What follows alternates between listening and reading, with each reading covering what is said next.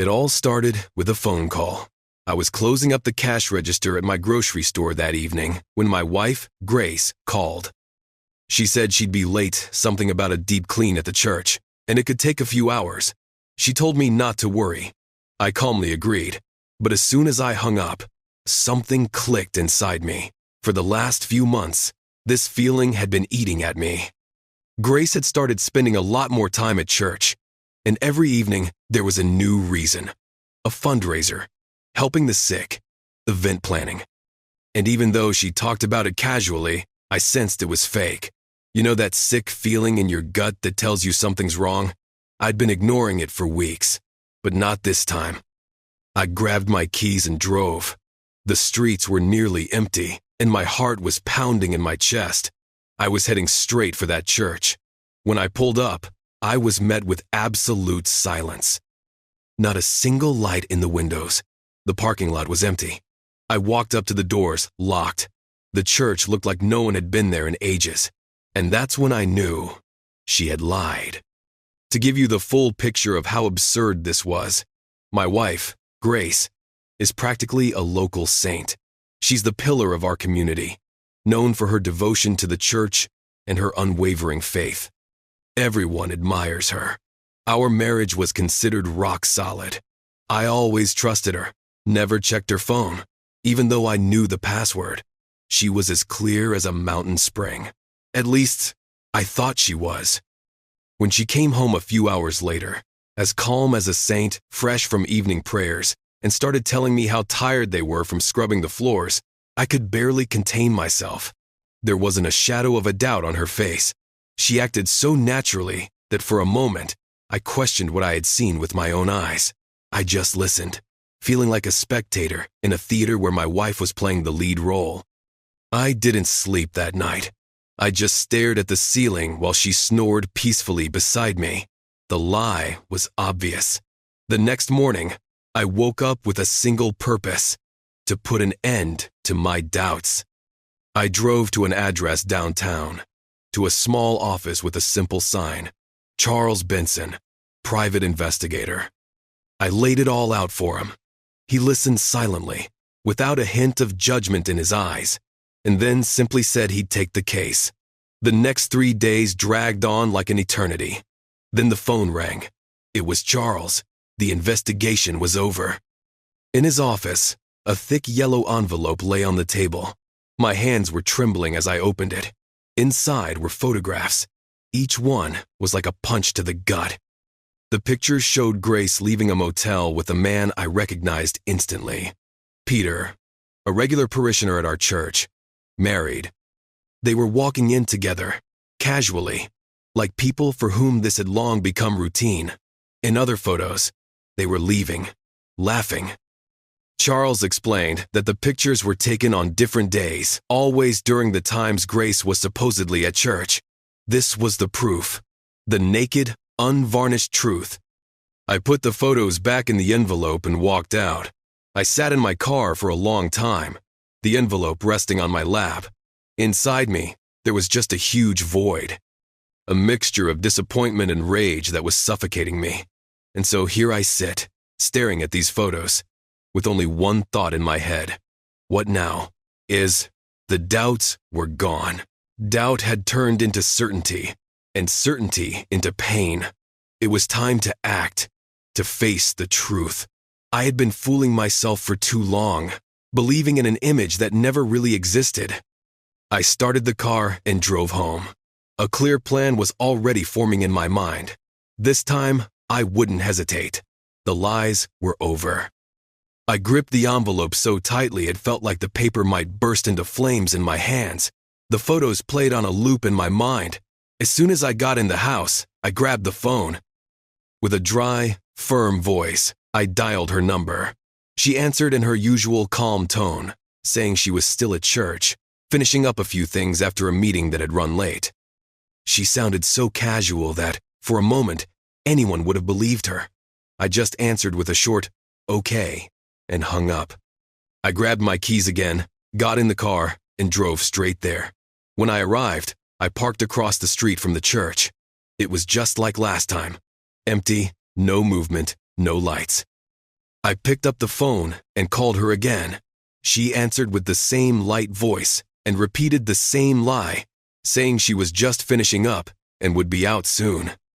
Then, in a tone she definitely wasn't expecting, I said, "No problem. I'm right here, across the street, waiting for you to come out." Silence.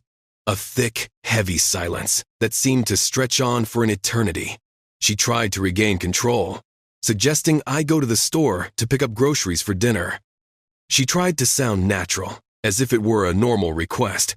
She listed ingredients, even mentioned a dessert I like, anything to get me to leave.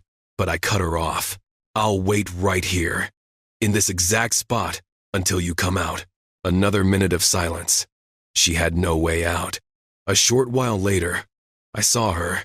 She came from around the corner of the building, her head bowed and a heavy expression on her face. She didn't come out of the church doors. She came from the other direction, and that spoke volumes. I just watched, not moving. When she reached the car, I said, "Get in." Grace obeyed without question. As soon as she was in the seat next to me, I started the car, and we drove. The tension between us was so thick you could cut it with a knife. Not a single word was spoken. Halfway home, Grace tried to explain something.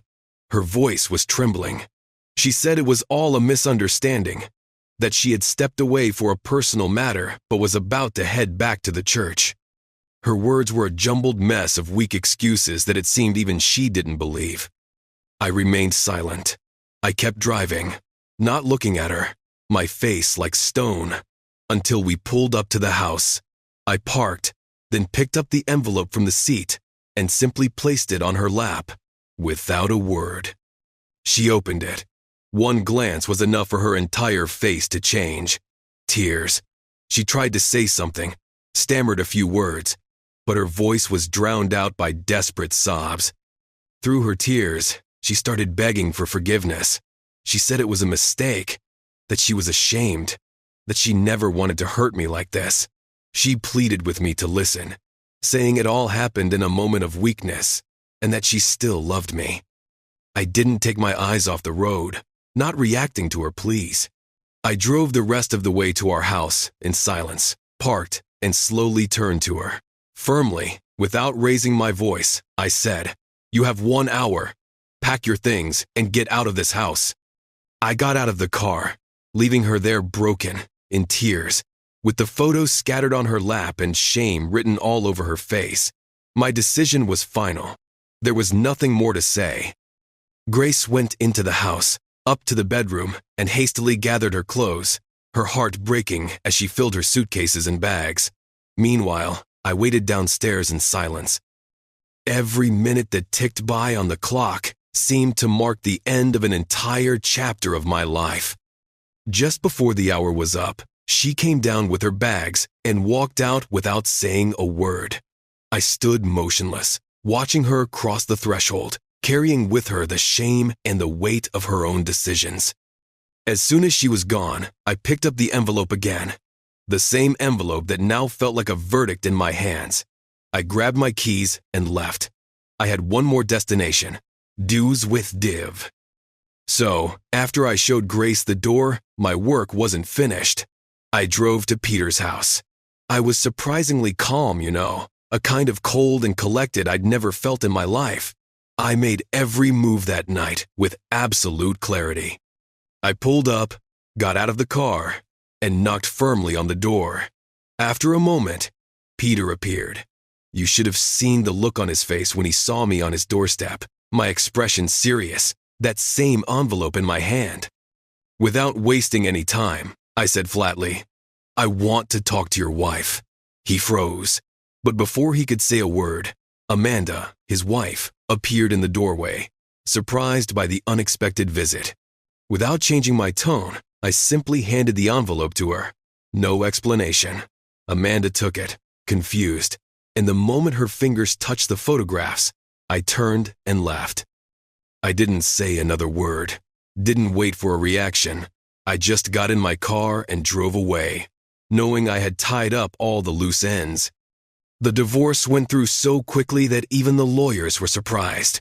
The evidence was so undeniable that there was no room for discussion or attempts at a defense. Grace was forced to agree to all my terms. I kept the house and the store. She got our savings. She left the marriage with no right to alimony. Throughout the process, Grace tried to contact me many times. She sent letters, left messages on the answering machine, and even showed up at the store a few times. She was always asking for a chance to explain everything, swearing that she still loved me and that it was just a mistake, a weakness that shouldn't have destroyed everything we had built. I remained silent. I didn't answer her calls, didn't open the letters, and didn't even look her way when we occasionally crossed paths. As for Peter, his life fell apart in a matter of days. Amanda, after getting the envelope, didn't waste time with questions. She kicked him out of the house that same night, not even letting him pack his things. News of the affair spread quickly among the neighbors and at church, and soon Peter was an outcast. His image as a devout family man was destroyed. He lost the respect of the community, friends turned their backs on him, and it even affected his job. Amanda, on the other hand, moved on, rebuilding her life away from the scandal with the support of friends and family who embraced her. And Grace and Peter, the two who once exchanged passionate messages and planned secret nights, after everything came out, they couldn't even maintain a friendship. The weight of their shame proved stronger than any feelings they had. They started avoiding each other, crossing to the other side of the street to keep from meeting. Everything that had been between them evaporated the moment they were forced to face reality. I, however, took a completely different path. After the divorce, I focused even more on my store. The neighbors and customers, after learning what had happened, began to respect me even more for my firm, restrained and dignified stance. I didn't talk about the past or share details. I only said that some truths arrive in their own time, and everyone reaps what they sow. In time, I began to rebuild my emotional life as well, but calmly, without rushing. I learned to value my own peace of mind even more, the company of sincere people, and the importance of keeping my heart free from resentment. My story became an example for the neighbors, not because of the scandal, but because of how I handled the pain. While Grace and Peter were drowning in the consequences of their actions, I was moving forward. I was left with the one thing that can't be lost or destroyed, the truth. It became my best companion, my shield, and the only legacy I chose to carry with me.